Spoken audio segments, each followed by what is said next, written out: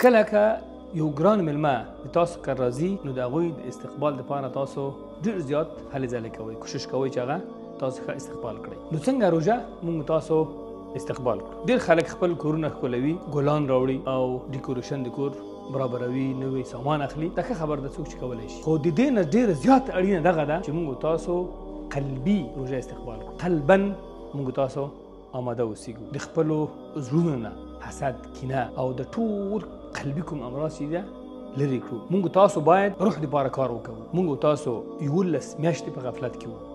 د الله جل جلاله نه متاسفانه لرې وو، ګناهونه رانه کېږي. الله جل جلاله چې دغه مبارک موسم را لګلی تر څو یې ښه استقبال کړو، نو باید موږ تاسو د دې دپاره ښه آمادګي ولرو. بهترینه آمادګي دغه ده چې موږ تاسو زړونو باندې کار وکړو، زړونه روژه کړو. مخکې د نه زموږ ستاسو خولې او زموږ ستاسو جسم روژه شي. موږ تاسو کله چې د دې مېلمه د استقبال دپاره ښه آمادګي ونیسو، نو بیا کولی شو چې هغه ښه اکرام او عزت وکړو. که چېرته موږ تاسو آماده نه اوسېږو، همداسې روتیني په روژه کې داخل شو، نو دغه مېلمه حق کیدی شي موږ تاسو بیا ادا نه شو.